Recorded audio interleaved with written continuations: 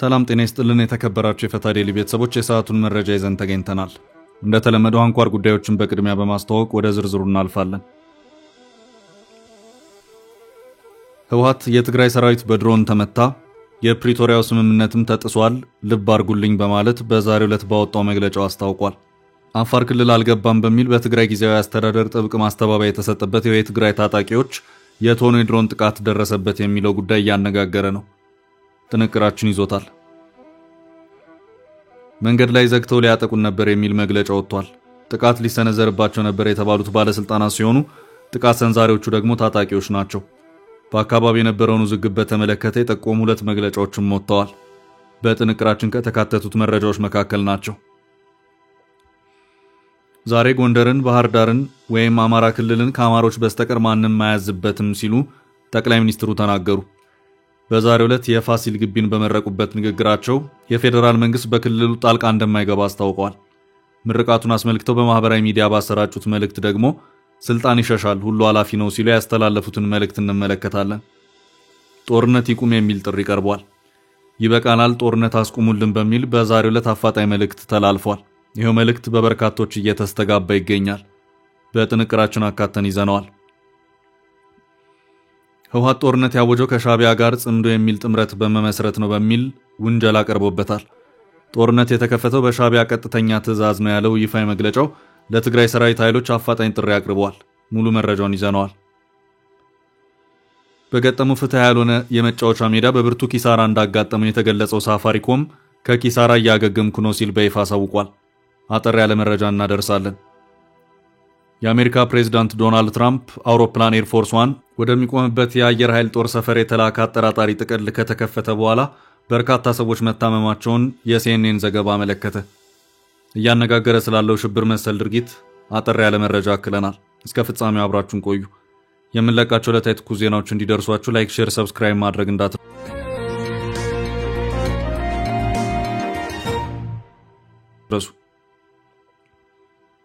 የትግራይ ሰራዊት በድሮን ተመታ። ህወሓት ከሰዓታት በፊት ባወጣው መግለጫ የድሮን ጥቃት ደረሰብኝ፣ የትግራይ መከላከያ ሰራዊትም በዚሁ የድሮን ጥቃት ጉዳትን አስተናግዷል ሲልም አስታውቋል።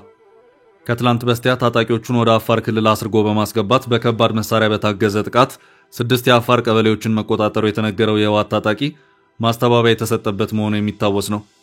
በሌተናል ጀነራል ታደሰ ወረደ የሚመራው የትግራይ ጊዜያዊ አስተዳደር ፈጽሞ የኛ ሰራዊት ወሰን ጥሶ አልገባም፣ እንደውም ጥቃት እየደረሰብን ያለነው እኛንን በማለት በአፋር ክልላዊ መንግስት ላይ የመልስ ክስ ያሰማበት ሁኔታ ታይቷል። በተመሳሳይ መልኩ በትላንትናው ዕለት ለቢቢሲ ማስተባበያቸውን የሰጡት የትግራይ ክልል ሰላምና ጸጥታ ቢሮ የጸጥታ ዘርፍ ኃላፊ የሆኑት ብርጋዴር ጀነራል ተክላይ ኪዳንም የትግራይ ኃይል ወደ አፋር አልገባም በማለት በጥብቅ ያስተባበሉ ሲሆን ሆኖም ህወሓት በዛሬው መግለጫው ጦሬ በድሮን ተመቷል፣ ጉዳትንም አስተናግዷል ብለዋል። ህወሓት በዚህ መግለጫው የሰው አልባ አውሮፕላን ጥቃቱ በትግራይ ሰራዊት አባላትና በአካባቢው ነዋሪዎች ላይ ጉዳት አድርሷል። ይህ ሰው አልባ ጥቃት የፕሪቶሪያን ስምምነት ሙሉ በሙሉ የጣሰና ስምምነቱን ከባድ አደጋ ላይ ጣለ ነው ያለ ሲሆን ይሁንና ይሄው ደረሰ የተባለው ጥቃት አፋር ውስጥ ነው ወይስ ትግራይ ውስጥ የሚለውን ዝርዝር መረጃ ከመስጠት ግን የተቆጠበበት ሁኔታ ታይቷል። በዛሬው ዕለት በተለያዩ ማህበራዊ ሚዲያዎች ሲሰራጩ የታዩት ያልተረጋገጡ መረጃዎች ወደ አፋር ክልል ዘልቆ በገባው የህወሓት ታጣቂ ላይ የድሮን ጥቃት ተሰንዝሯል የሚሉ ሆነው ታይተዋል። እስካሁን ባለው ሁኔታ በዚህ ዙሪያ የፌደራል መንግስት የሰጠው ማስተባበያም ሆነ ማረጋገጫ የለም። የአፋር ክልላዊ መንግስት የህወሓት ጦር ወደ ወሰን ግዛቱ ጥሶ የገባ መሆኑን በመግለጽ ራሱን ለመከላከል የሚገደድ መሆኑን መግለጫ ያወጣበት ሁኔታ የነበረ መሆኑ የሚታወስ ነው። ህወሓትና የትግራይ ጊዜያዊ አስተዳደር የትግራይ ሰራዊት በማለት የሚጠሩት በፕሪቶሪያ ስምምነት ላይ በኢትዮጵያ አንድ መከላከያ ሰራዊት ብቻ እንዳለ እንቀበላለን፣ እኛ ያስታጠቅነውንም ሰራዊት ትጥቅ እናስፈታለን ካሉ በኋላ ነው።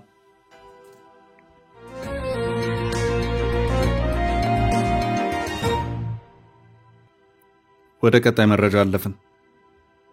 በታጣቂዎቹ መንገድ ተዘግቶብን ነበር ባለስልጣናቱ። በትግራይ ሐራ መሬት በሚባለው ታጣቂ ኃይልና በህወሓት እንደዚሁም በጊዜያዊ አስተዳደሩ በኩል የተፈጠረው ውዝግብ ተካሮ እንደቀጠለ ነው። ጥቅምት 26 ቀን 2018 ዓ.ም ምሽት የህወሓት ታጣቂዎች የአፋርን ወሰን ጥሰው ጥቃት በመፈጸም 6 የአፋር ክልል መንደሮችን ተቆጣጥረዋል የሚል ክስ ከአፋር ክልላዊ መንግስት በኩል የተሰጠውን መግለጫ ተከትሎ በትግራይ ጊዜያዊ አስተዳደር በኩል በተሰጠው መግለጫ ውስጥ አንድ ክስ ተሰምቷል። ይህም ክስ ከአፋር ክልል የሚነሱ ሐራ መሬት በሚል የሚታወቁት ታጣቂዎች ወደ ደቡባዊ ትግራይ በመዝለቅ ከመቀሌ ወደ ደቡባዊ ትግራይ ጉዞ ላይ በነበሩ የክልሉ አመራሮች ላይ ጥቃትን ሊሰነዝሩ ነበር የሚል ነው። ይኸው መግለጫ ከመቀሌ የተነሱት ባለስልጣናት ወደ ራያ ዘቦና ወደ ራያ ጨርጨር በመጓዝ ከአካባቢው ሕዝብና ባለሀብት ጋር ለመወያየት የጉዞ ዕቅድ ይዘው የነበረ መሆኑን አመልክቷል። መግለጫው ከአፋር ነጋሌና ቶንሳ ከተባሉ አካባቢዎች የተነሱ የሐራ መሬት ታጣቂዎች የመቀሌ መሆኒ መስመርን ለመዝጋት ሙከራ አድርገውም ነበር ሲል አስታውቋል። ባለፉት ቀናት የትግራይ ጊዜያዊ አስተዳደር ፕሬዝዳንት ወደ ራያ የተለያዩ አካባቢዎች ጉዞ ያደረጉበት ሁኔታ ታይቷል። እነዚሁ ከአፋር ተነስተው የመቀሌ መሆኒን መንገድ ለመዝጋት እንቅስቃሴ ያደረጉ በሚል በትግራይ ጊዜያዊ አስተዳደር መግለጫ በኩል ክስ የቀረበባቸው የሐራ መሬት ታጣቂዎች የሌተናል ጄኔራል ታደሰ ራያ ጉዞን ለማደናቀፍ ይሁን አይሁን ግን የተብራራ ነገር የለም። ከዚህ ቀደም ከአንድ ወር በፊት በትግራይ በተካሄደ አንድ ስብሰባ ላይ ሲናገሩ የተደመጡት ብርጋዴር ጀነራል ምግበይ ኃይለ እሳቸውና ሌሎች ወታደራዊ አመራሮች በዚሁ አቅጣጫ ጉዞ ሲያደርጉ ታጣቂዎቹ መንገድ ላይ እንደጠበቋቸውም ሲናገሩ ተደምጠዋል። ብራያን በወጅራትን በዚህ በአራጉረን መጽያም ምሸት አኪብና ፍሳ ወደ ወረዳውን ዝና ነይሪ መስለን ሻው ግን በዚህ ካልተ ወታደራው ኮማንድ አኪቡ ናቱን ዳይሬክሽን ይው በፍጹም ታውቅ ከይትጅመር ከጅሙርና አምድ የለም በፍጹም ዚያጣጣው ነብላይና ሽማግለል ይخنا ከይትዋጉ አድታት እና ተንበቀረባ ዝመርሕ ነወርን መዲዱን ስሪየስ ሆነ መምርሒቦም ካው ተረዳዲና ተመልሰም ከይደው ጀነራል ምግበ የአካባቢው የህወሓት ታጣቂዎች አዛዥ የሆኑትን ጆን መዲድን በማግባባትና አንድ ጥይት እንዳይተኮስ በማለት በሀገር ሽማግሌዎች ነገሩ የበረደ መሆኑን ሲናገሩ ተደምጠዋል።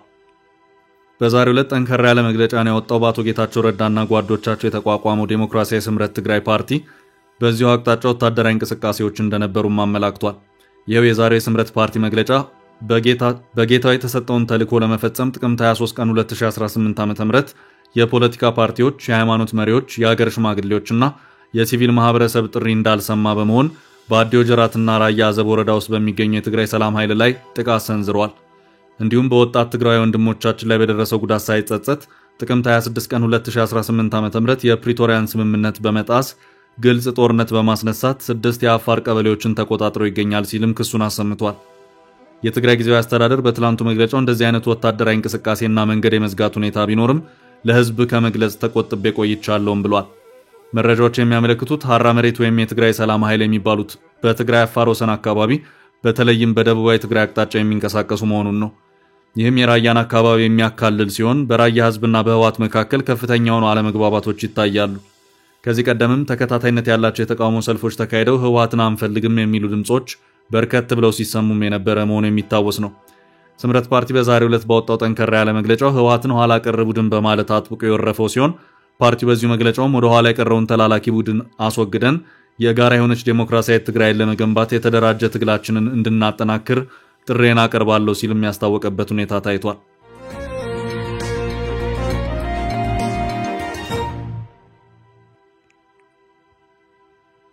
በቀጣይ ርዕስ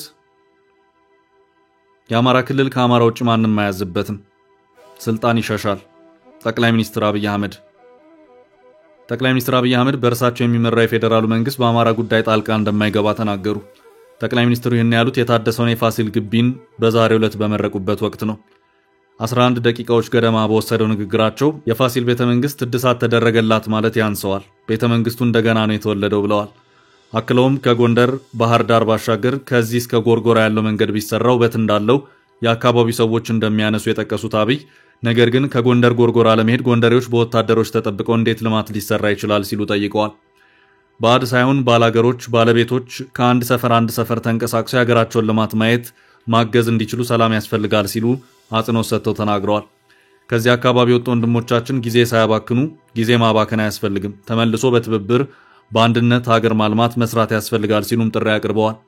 ሲቀጥሉም ዛሬ ጎንደርን ባህር ዳርን ወይም አማራ ክልልን ከአማሮች በስተቀር ማንንም አያዝበትም፣ እኛ እንደሆነ ሲፈቀድልን እንደ ዕድል ወስደን ከማገዝ ባሻገር በዕለት ተዕለት ጉዳይና ስራዎች ውስጥ እጃችንን አናስገባም ሲሉ ተደምጠዋል። መንግስታቸው በክልሉ ጉዳይ ጣልቃ የመግባት ፍላጎት እንደሌለው ገልጸዋል። ይህ ዕድል ኢትዮጵያ ውስጥ አልነበረም፣ አሁን ከምናበላሽ በትብብር መንፈስ ብንሰራ የልጆቻችን ነገ ያማረ ስለሚሆን አማራውና መላ ኢትዮጵያ ዳግም እንዲወለድ በጋራ እንቁም ሲሉ በንግግራቸው አደራ ብለዋል። የፋሲል ግቢ ምርቃት ጠቅላይ ሚኒስትር አብይ አህመድና ቀዳማዊት እመቤት ዝናሽ ታያቸውና የፌዴራልና የክልል ከፍተኛ ባለስልጣናት እንዲሁም የከተማው አመራሮችና የሃይማኖት አባቶች የተገኙበት ነበር። ጠቅላዩ ምርቃቱ ላይ ባደረጉት ንግግር የጎንደር ከተማ የተመሰረተችው የፋሲል ቤተመንግስትን መሰረት አድርጋ መሆኑን ያነሱ ሲሆን በቤተመንግስቱ የተሰራው ስራ እድሳት ነው የሚለው ያንስበታል። የቤተመንግስቱ ዳግም ውልደት ነው ሲሉ ተናግረዋል። ጠቅላዩ የፋሲል ምርቃት ቪዲዮን በማህበራዊ ሚዲያቸው የለቀቁ ሲሆን በተረጋገጠ የፌስቡክ ገጻቸው ከቪዲዮ ጋር የጽሑፍ መልእክት ያሰፈሩ ጉልበት ይሸሻል፣ ጊዜ ይሸሻል፣ ስልጣን ይሸሻል፣ ሁሉ ኃላፊ ነው፣ የማያልፈው እንደዚህ ያለው ታላቅ ስራ ነው ብለዋል። የእድሳት ስራው የቤተመንግስቱን የግንባታ መዋቅር መጠገን፣ የእግር መንገዶችን ማሻሻል፣ ቁልፍ የሆኑ ህንፃዎችን ከዝግባና ዋንዛ ባህላዊ ቁሳቁሶችን ተጠቅሞ በማደስ የስፍራውን መልክና ባህሪ ለመጠበቅ መለፋቱን አክለዋል። የተከናወነው ሰፊ የእድሳት ስራ በቅርስ ስፍራው ነባሩን ታሪክ በመጠበቅ ውበቱንና ተደራሽነቱን በማሻሻል አዲስ እስትንፋስ የሰጠ መሆኑን የተገለጸው። ለጎብኚዎች ምቾት የተሰናዱ አገልግሎት መስጫዎችም ትርጉም ባለው ደረጃ ተሻሽለው አዲስ የቱሪስት ማዕከልን መከፈሉ ተገልጿል። ዘመናዊ መጸዳጃ ቤቶች፣ የተሻሻሉ የመብራትና የደህንነት ስርዓቶችን መሰናዳታቸው ተጠቁሟል። እንደ አጼ ፋሲል፣ አጼ ቀዳማዊ ዮሐንስና አጼ ቀዳማዊ ኢያሱ ቤተ መንግስት ብሎም ድልድዮች፣ መታጠቢያ ስፍራዎች፣ ታሪካዊ በሮች እድሳት ተደርጎላቸዋል። በተጨማሪም ከ40,000 ስኩዌር ሜትር በላይ የነበረውን ምድር የማስዋብ ስራ የተሰራ ሲሆን ይህም ለጎብኚዎች ይበልጥ ሳቢ የሆነ ከባቢ መፍጠሩን የጠቅላይ ሚኒስትር ጽሕፈት ቤት መረጃ አመላክቷል። በተያያዘ ጠቅላዩ በጎንደር በነበራቸው ቆይታ የመገጭ መስኖ ስራ የደረሰበትን ደረጃም መጎብኘታቸውን ገልጸዋል። ፕሮጀክቱ 870 ሄክታር ላይ ያረፈ ሲሆን 17000 ሄክታር መሬት በመስኖ አቅርቦት ይሸፍናል ተብሎ እንደሚጠበቅ፣ የፕሮጀክቱ ቁልፍ የሆነው የወንዝ ቅልበሳ ስራ በተሳካ መልኩ መጠናቀቁን መመልከታቸውን ገልጿል። የመገጭ ግድብን በሚጠናቀቅበት ወቅት የአካባቢውን የግብርና ምርታማነት የሚያሳድግ ይሆናል ብለዋል። ከትላንት በአማራ ክልል በነበራቸው ቆይታ በአዲሷ የጣናነሽ 2 መርከብ ላይም ጉዞ ያደረጉ ሲሆን በጣና ውሃ ላይ እየቀዘፈች ባህር ዳር ከተማን ከጎርጎራ ኢኮሎጅ ማገናኘት ጀምራለች። ከ180 ተጓዦች በላይ ማጓጓዝ አቅም ያላት ጣናነሽ ለጉብኝት ለመዝናናትና አስደማሚውን የጣና ሐይቅ የተፈጥሮ አካባቢ ለመጎብኘት ወደ ጎርጎራ ኢኮሎጅ የሚደረገውን ጉዞ የበለጠ ምቹ ሲሉ በማህበራዊ ሚዲያቸው ጽፈዋል።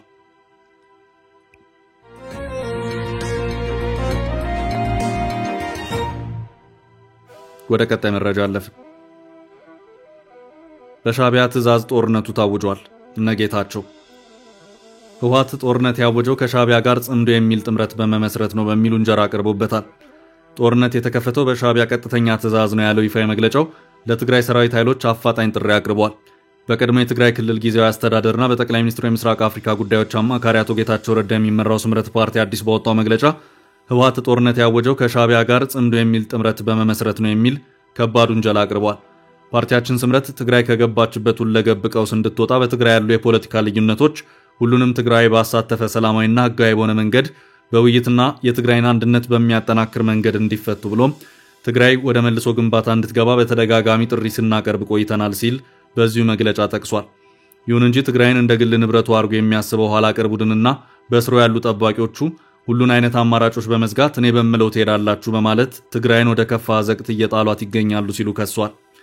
ካለፈው ስህተታቸው ያልተማሩት እነዚህ የጥፋት ቡድኖች አሁን ደግሞ መውጫ መንገድ ብለው የያዙት ህዝባችንን ከጨፈጨፈው በሺዎች የሚቆጠሩ ህጻናትን፣ ጎልማሶችንና እናቶችን በአጠቃላይ በትግራይ ሴቶች ላይ አስከፊ ግፍ ከፈጸመው፣ ቤተ እምነቶቻችንን ካረከሰው፣ ከፋብሪካ እስከ ማንኪያ ከጀሪካን እስከ መኪና የዘረፈውን ባጭሩ በትግራይ ታሪክ ህዝብ ይቅር የማይለው ግፍ ከፈጸመው ሻዕቢያ ጋር ጽምዶ የሚል ጥምረት በመመስረት ጦርነት አውጇል ሲል መግለጫው ወንጅሏል። በጌታቸው የተሰጠውን ተልዕኮ ለመፈጸም ጥቅምት 23 ቀን 2018 ዓ.ም የፖለቲካ ፓርቲዎች፣ የሃይማኖት መሪዎች፣ የሀገር ሽማግሌዎችና የሲቪል ማህበረሰብ ጥሪ እንዳልሰማ በመሆን በአዲዮ ጀራትና ራያ አዘብ ወረዳ ውስጥ በሚገኘው የትግራይ ሰላም ኃይል ላይ ጥቃት ሰንዝሯል። እንዲሁም በወጣት ትግራይ ወንድሞቻችን ላይ በደረሰው ጉዳት ሳይጸጸት ጥቅምት 26 ቀን 2018 ዓ.ም የፕሪቶሪያን ስምምነት በመጣስ ግልጽ ጦርነት በማስነሳት 6 የአፋር ቀበሌዎችን ተቆጣጥሮ ይገኛል ሲል መግለጫው ከሷል። ይህ እርምጃ የፕሪቶሪያን ውል ብቻ የሚጥስ ሳይሆን ህገ መንግስትን፣ ክልላዊ ወሰኖችንና እሴቶችን የሚጥስ ነው። ከአፋር ህዝብ ጋር መልሰን የጀመርናቸውን ጠንካራ ግንኙነቶች የሚያፈርስና ህዝባችንን ለሌላ አደጋ የሚያጋልጥ ነው ሲል ስምረት ፓርቲ ገልጿል። በሌላ በኩል በፌዴራል መንግስትና በህግደፍ ስርዓት መካከል የተፈጠረውን ውጥረት በመጠቀም ሻዕቢያ የማይቀር ነው ብሎ የገመተውን ጦርነት ራቅ አድርጎ ለማስቀረት አገልጋዮቹ በደቡብ ትግራይና በአፋር እንዲዋጉ በሰጣቸው መመሪያ ነው። ይህ እየተካሄደ ያለው ጦርነት በፕሪቶሪያ ስምምነት የተነሳ ትግራይን የማጥፋት ህልም የተቀጨ ብሎ ከተቆጨውና አሁንም አልጸጸትም ከሚለው ሻዕቢያና ኤርትራ የሰረኩትን ይዤ መውጫዬ ትሆነኛለች ብሎ ከሚያምነው ኋላ ቀር ቡድንና ከጠባቂዎቹ በስተቀር ለሌላ ትግራዋይ ሁሉ የጥፋት መንገድ ነው። ለዚህም ነው ዴሞክራሲያዊ ስምረት ትግራይ ይህን ጦርነት ለማስቆምና የትግራይን ችግር በውይይት ብቻ ለመፍታት የሚታገለው ሲል መግለጫው አጽንኦት ሰጥቷል። መግለጫው የትግራይ ህዝብ ከህወሓት ጋር እንዳይተባበር የሚል ጥሪን ያቀረበ ሲሆን የትግራይ ሰራዊት ለአንድ ወደ ኋላ ለቀረቡ ቡድንና ከኛ በላይ ኮር ብለው በራስ ላይ ለተቀመጡ ሰዎች ብለ ሳይሆን ለሀገርህና ለትግራይ ህዝብ ብለ ነው ከዚህ ቀደም ሁሉንም አይነት መስዋዕትነት የከፈልከው። ይሁን እንጂ በጥፋት ቡድኑ ተጠባቂዎች ምክንያት ባለፈው በሰላማዊ ሰልፎች እንደገለጽከው ለዚያ ኋላ ቀር ቡድን መገልገያ እንድትሆንና ኩራት የሆነው ህዝብ በጥርጣሬ እንዲያይ አድርገዋል። አሁን ደግሞ በማይመለከት አጀንዳው ለራሳቸው ደህንነትና ሻዕቢያን ለመከላከል እያዘጋጁ ነው። ከሰላም ኃይሎች ጋር ወይም ከማንኛውም አካል ጋር መዋጋት ተገቢ ስላልሆነ በሻዕቢያ በሚመራ ኮማንድ ስር ሆነን አንዋጋም፣ እምቢ እንድትል ስምረት ድርጅት ይጣራል ሲል አመልክቷል። በመጨረሻም ያሉብን ልዩነቶች በሰላማዊና ህጋዊ መንገድ እንዲፈታ በትግራይ ላይ አንጃበበውንና የውጭ ተልዕኮ ያለው ጦርነት ለማስቆም ብሎም ይህን ወደ ኋላ የቀረውን ተላላኪ ቡድን አስወግደን የጋራ የሆነች ዴሞክራሲያዊ ትግራይን ለመገንባት የተደራጀ ትግላችንን እንድናጠናክር እንጣራለን ሲል በአቶ ጌታቸው ረዳ የሚመራው ፓርቲ አጽንኦት ሰጥቷል።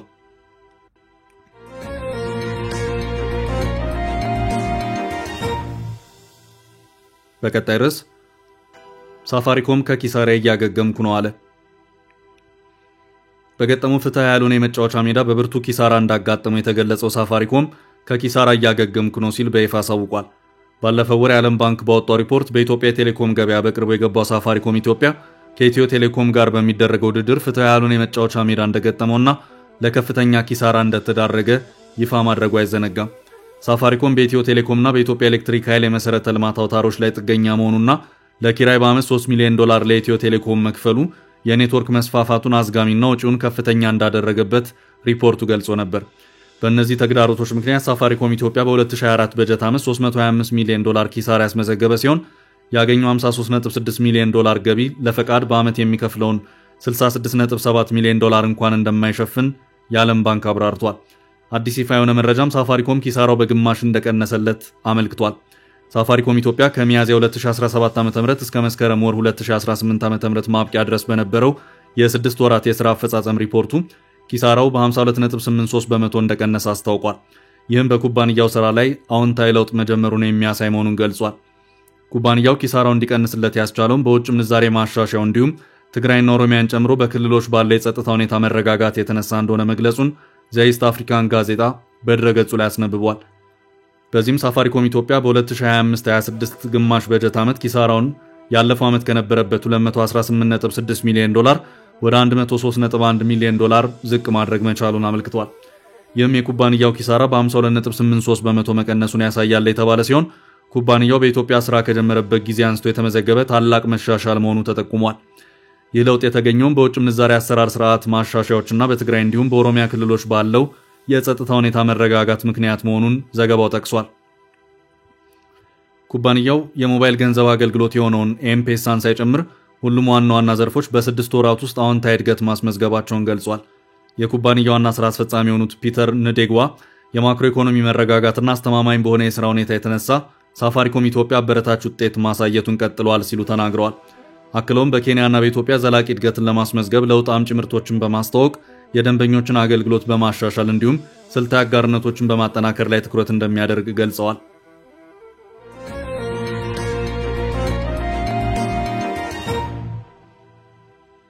በቀጣይ ርዕስ በአሜሪካ ሽብር የመሰለው ጥቃት። የአሜሪካ ፕሬዝዳንት ዶናልድ ትራምፕ አውሮፕላን ኤርፎርስ 1 ወደሚቆምበት የአየር ኃይል ጦር ሰፈር የተላከ አጠራጣሪ ጥቅል ከተከፈተ በኋላ በርካታ ሰዎች መታመማቸውን የሲኤንኤን ዘገባ አመለከተ። በዋሽንግተን ዲሲ አቅራቢያ በሜሪላንድ የሚገኘው የጥምር ኃይሉ አንድሩ ጦር ሰፈር ቃል አቀባይ ጥቅሉ የተከፈተበትን ህንፃ ሰራተኞች ለቀው እንዲወጡ መደረጉንና የታመሙት የሕክምና ክትትል ከተደረገላቸው በኋላ እንደተሻላቸው ተናግረዋል። ሲኤንኤን ወደ ጦር ሰፈሩ የተላከው ጥቅል ምንነቱ ያልታወቀ ነጭ ዱቄት የያዘ እንደነበር ስማቸው ያልተገለጸና በጉዳዩ ላይ የሚደረገውን ምርመራ በቅርበት የሚከታተሉ ያላቸውን ግለሰብ ጠቅሶ ዘግቧል።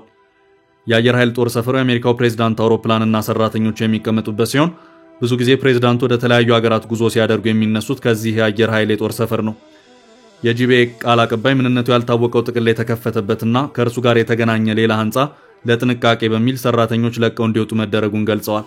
አክለውም ወደ አካባቢው አደጋ ጊዜ ሰራተኞች የተሰማሩ ሲሆን ስጋት የሚሆን ምንም ነገር እንደሌለ በማሳወቃቸው መደበኛ ስራ ተጀምሯል፣ ምርመራም እየተካሄደ ነው ብለዋል። ሲኤንኤን እስካሁን ድረስ በተደረጉ ምርመራዎች ምን አይነት አደጋ የሚያስከትል ነገር አልተገኘም ብለዋል። መርማሪዎች ከጥቅሉ ጋር አብሮ የመጣ የፖለቲካ ፕሮፓጋንዳ ጽሑፍን እየፈተሹ መሆኑ ታውቋል። የታሸገውን ጥቅል የከፈቱ ሰዎች ያጋጠማቸው ምንነትና ምን ያህል ጉዳት እንዳጋጠማቸው እስካሁን ግልጽ አለመሆኑ ነው የተዘገበው። ውድ ቤተሰቦቻችን ለዛሬ ያዝንላችሁን ርዕሰ ጉዳዮች እዚህ ላይ ቋጨን። ላይክ፣ ሼር እና ኮሜንት በማድረግ ለቻናላችን ድጋፋችሁን መግለጽ እንዳትዘነጉ እያልን ከሌሎች መረጃዎች ጋር ደግመን እስክንገናኝ ቸር ያሰማን ስንል ተሰናበትን።